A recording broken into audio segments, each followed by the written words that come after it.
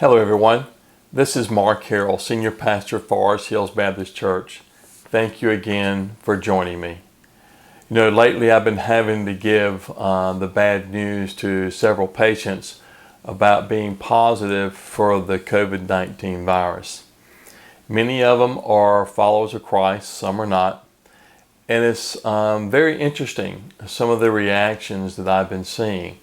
Not only that, but some of the things that I'm hearing in the exam room about the fear of this prolonged pandemic and what does it hold for our country? What does it hold for our children's future? So today I want to talk about courage, fortitude, perseverance. If there's ever time for the followers of Christ to be courageous, now is the time. It is the time of conflict that measures our faith, not the times of convenience and ease. If you're not a follower of Christ and you're observing someone you know that is, maybe it's you, maybe it's me that they're observing, they're watching to see how we're reacting. What would our lives be speaking right now to a non-believing world? Are they hearing despair? Are they witnessing faith in your life? Or are they seeing fear? Do they see trust in God no matter what the circumstances? I've heard many times this week from believers and non-believers, I am so over this pandemic and COVID. I'm wondering if this thing is real or not. Well, let me tell you something. It's still very real. It's still taking people's lives. We need to understand there's a time for the followers of Christ to show some courage and fortitude. The generations before us had it much worse and without the technology that we have today.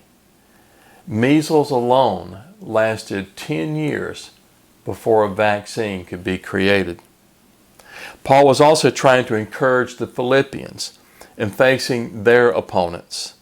They were facing a different kind of pandemic, the pandemic of persecution and false professors of the faith.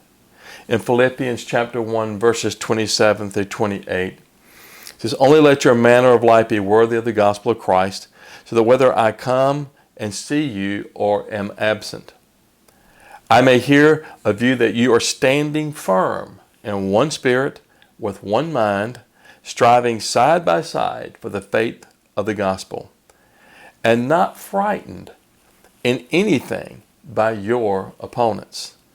This is a clear sign to them of their destruction, but of your salvation that is from God." In verse 28, you'll see that Paul is using this Greek word for frightened, and this word describes how a horse is easily spooked. Or edgy, anything that's around him. And maybe you've even seen this if you've been around horses. Is that you? Feeling edgy around everything now? Easily spooked, easily frightened? Has everything got you on edge? Not being frightened, Paul says, is a clear sign to your opponents, our opponents, of their destruction and a sign of our salvation that is from God.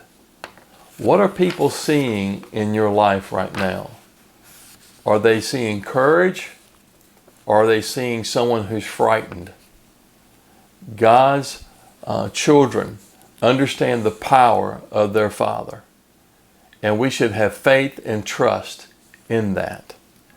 Proverbs chapter 3, verse 5, and you need to write this down. Make this a memory verse. Proverbs 3, verse 5.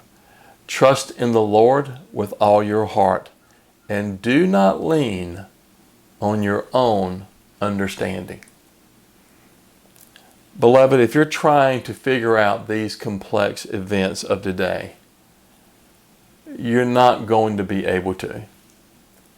God may choose to share with us sometime later why 2020 was the year that it is and is going to be. But until then, We have to trust Him. We have to show that we're not frightened. We have to be courageous. Stand firm and show courage. If the followers of Christ do not stand firm in God, not to be frightened, and stand out to the world, then the world would just believe that we are no different from them.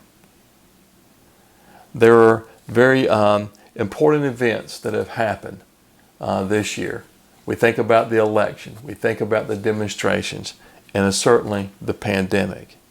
And these events may just be God separating the sheep from the goats, the wheat from the tares. Let your speech and actions separate you from the world, that they will know that greater is He that is in you than he that is in the world. You are conquerors.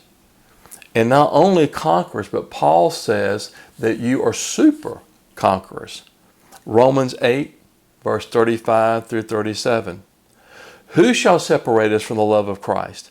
Shall tribulation or distress or persecution or famine or nakedness or danger or sword?